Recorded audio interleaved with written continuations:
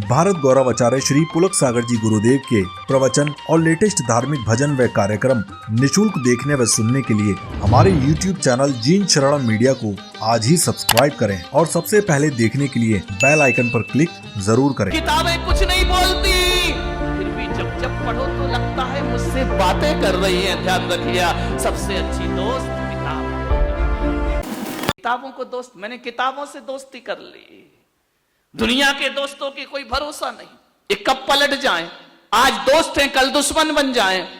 किताबें कभी दुश्मन नहीं बनती, और दुनिया के दोस्त तो गलत सलाह दे सकते हैं, लेकिन किताबें कभी गलत सलाह नहीं दिया करती हैं, वो अच्छी सलाह दिया करती हैं। मान्यवर, अच्छी किताब जरूर पढ़ा करो। मैं बिना पढ़े नहीं रहता हूं, मुझे पढ़ना जरूरी है। मैं कमरे में पढ़ता हूं, अध्ययन करता हूं, लोग सेवा करते रहते हैं, मैं अपनी किताब पढ़ते रहता हूं। ध्यान रखिए, वो मेरी सबसे अच्छी दोस्त है। वो मेरी बुद्धि को खराब नहीं होने देती, वो मेरे अंदर गलत विचार पैदा नहीं होने देती है। इसलिए आपसे निवेदन है कि अपनी जिंदगी में सुबह से शाम में एक आध किताब को अपना दोस्त बना लो मेरे भाई, तुम्हारी जिंदगी सवर जाएगी। मान्यवर, किताबों से अच्छा दोस्त कौन होता है? बड़ी वफादार है। दुनिया में वफादार दोस्त मिलना बहुत कम है, बहुत कठिन काम है ईमानदार दोस्त मिलना। वरना दोस्त बनकर के लोग दगा दिया करते हैं। ध्यान रखिए, पीठ पे छुरा भोंक दिया करते हैं। कल तक साथ थे, आज देखने को तैयार नहीं है। कल तक एक साथ उठते बैठते थे, आज वो स्थिति है कि मैं तेरी दुश्मन, दुश्मन तू मेरा, मैं नागिन तू सपेरा। ध्यान रखिए, उधर मत देखो। समझ गए क्या? विचार करिए।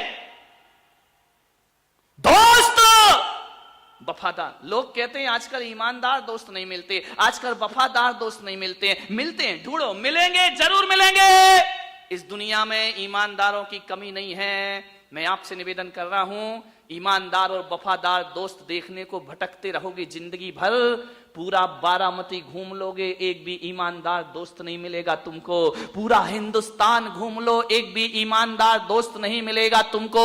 मैं आपसे बड़ी विनम्रता से निवेदन कर रहा हूं कि ईमानदार और वफादार दोस्तों को तलाशने में जिंदगी बर्बाद मत करो। मैं पुलक सागर कह रहा हूं, तुम वफादार बन जाओ, सारी दुनिया तुमसे वफादारी करने। वफादार दोस्त मत ढूंढो, वफादार दोस्त बनने की साधना प्रारंभ कर लीजिए। ईमानदार आप बनिए। आप ईमानदार हैं तो दोस्त ईमानदार मिलेंगे। आप बेईमान हैं तो शेर को कौन बोला, सवा शेर मिलेगा। ध्यान रखिए मान्यवर, ईमानदार दोस्त ढूंढने में समय मत गमाओ, तुम किसी के ईमानदार दोस्त बन जाओ। ध्यान रखिए मान्यवर, जिंदगी भर ढूंढोगे, ईमानदार दोस्त ना मिलेगा। आप अपनी दोस्ती के प्रति ईमानदार हैं या नहीं हैं, विचार करना है आपको। आप कितने वफादार हैं? आप कहते उसने दगा किया है, उसने धोखा दिया है, क्या आप बिल्कुल सही हैं? ध्यान रखिए, खुद वफादार बन जाओ, सारी दुनिया वफादार मिल जाएगी तुम्हें। सामने वाला दोस्त खराब नहीं होता, हम खराब होते हैं जो हमारी दोस्ती बदल जाया करती है। मान्यवर, विचार करिए, सोचना है आपको, विचार करना है। निवेदन है आपसे, दोस्त तो स्ट्रीट लाइट की तरह हुआ करता है जो हमारी जिंदगी में उजाले भरा करता है। ध्यान रखिए, अंधेरे रास्तों में प्रकाश देता है, वो हमारा दोस्त हुआ करता है। मान्यवर, हमारे जीवन को रोशनी से भर देता है। अच्छा दोस्त एक ही बहुत है, ध्यान रखना। एक ही चांद काफी है, क्या जरूरत है सितारों की? और एक ही अच्छा दोस्त बहुत है, क्या जरूरत है हजारों की? ध्यान रखिए, एक दोस्त बनाओ, लेकिन अच्छा बनाओ। एक ही दोस्त पर्याप्त है। दोस्त हमारी जिंदगी में खुशियां देता है, दोस्ती के पल खुशियों से भर दिया करते हैं। दोस्ती की स्मृतियां, आज आप बड़े हो गए, उम्र हो गई, लेकिन बचपन के दोस्तों को याद करो, बचपन की वो शरारतें याद करो, बचपन का वो खेल खिलौना याद करो, उनकी स्मृतियां भी हमें सुख से भर दिया करती हैं। मान्यवर, दोस्त खुशियों को दुगना करता है। कोई भी खुशी ऐसी नहीं है अपने पास जो अपन दोस्त के साथ शेयर नहीं करते हो, और जब उस दोस्त के साथ अपनी खुशियां शेयर करते हैं तो हमारी खुशियों को दोस्त चौगुना बना दिया करता है, 10 गुना आनंद से भर दिया करता है। मान्यवर, दोस्त कैसा होना चाहिए? आईने की तरह। आईना देखा है, दर्पण देखा है, शीशा देखा है, मिरर देखा है, आईने की तरह दोस्त बनाओ।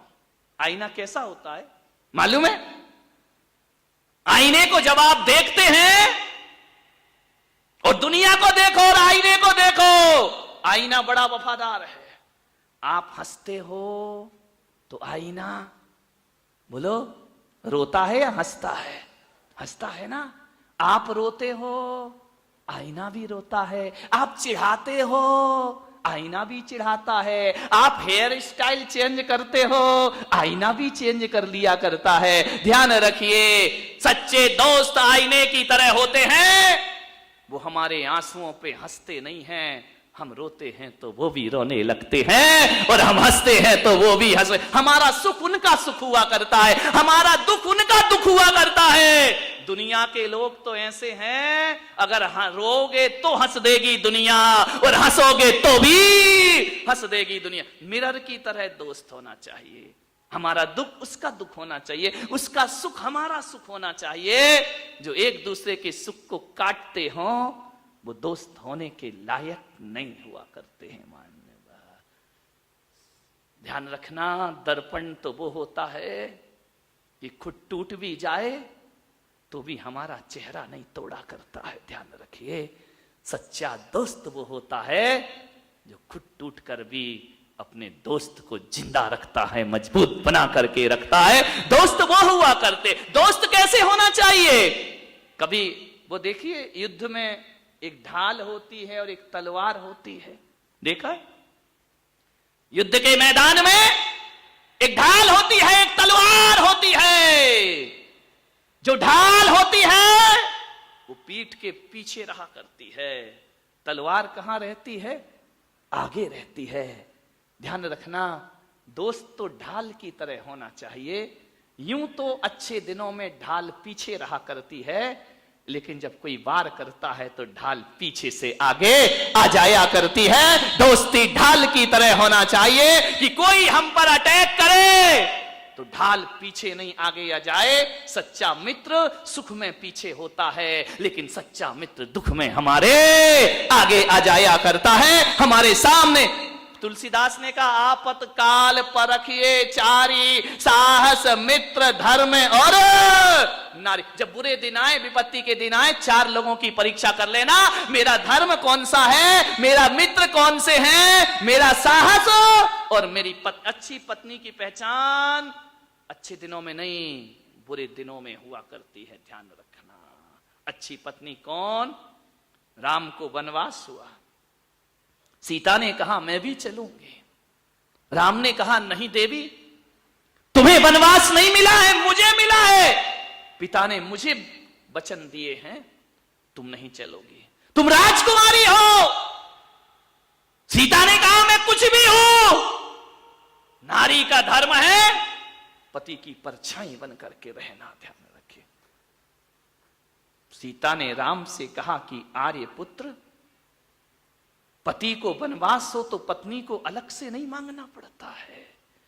पति का वनवास तो पत्नी का वनवास तो अपने आप हो जाया करता है।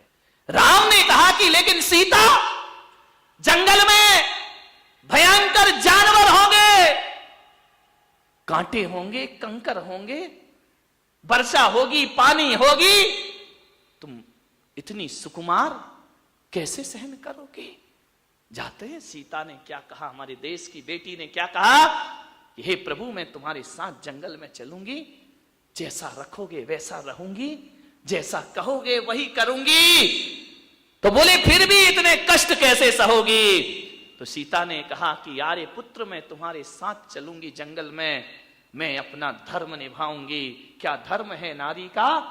कि जब जब रास्ते में फूल पड़ेंगे तो सीता पीछे होगी और कांटे पड़ेंगे तो सीताराम के आगे आगे चल करके उनके रास्तों के कांटों को हटाए। साहस धर्म मित्र और नारी, आपतकाल परखिए चारी। ध्यान रखिए, पहचान अच्छे बुरे की बुरे समय में होती है।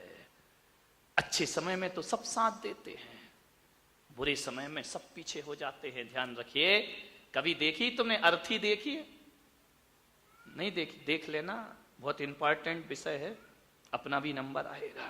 ध्यान रखिए। एक अर्थी जाती हुई देखना और एक बारात जाती हुई देखना, दोनों में बड़ा फर्क है। ये दोनों बारात और अर्थी बहुत बड़ा प्रवचन दे रही हैं, ध्यान रखना। बारात में क्या होता है? दूल्हा घोड़ी पर होता है, सब पैदल होते हैं। अर्थी में भी मुर्दा अर्थी पर होता है, सब पैदल होते हैं। फर्क कितना होता है कि बारात में दूल्हा पीछे होता है, बाराती आगे होते हैं, और शव यात्रा में मुर्दा आगे होता है और लोग उसके पीछे पीछे चला कर दे। इतना ही अंतर है। अर्थी में लोग पीछे, अर्थी आगे, बारात में दूल्हा पीछे, बाराती।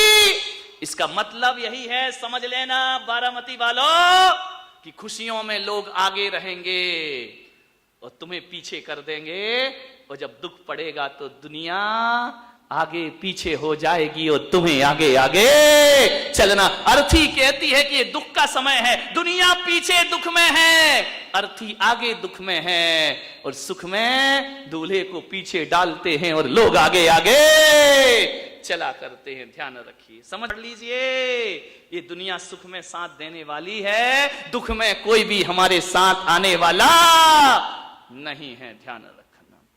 सच्चा मित्र। 2 अगस्त 1935 को अमेरिका में एक घटना घटी।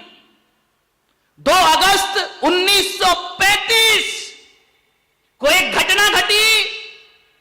अमेरिका की अदालत ने एक व्यक्ति को फांसी के फंदे पर चढ़ा दिया। सारे सबूत थे, सबूतों की वजह से वो बच ना सका। हालांकि अपराधी नहीं था, लेकिन लौकिक अदालत सबूत देखती है, सच्चाई क्या है उसे कोई मतलब नहीं। कानून की आंखों में पट्टियां हुआ करती हैं, वो इन चक्षुओं से कानून नहीं देखता, कानून तो सबूतों की निगाह से देखा करता है। ध्यान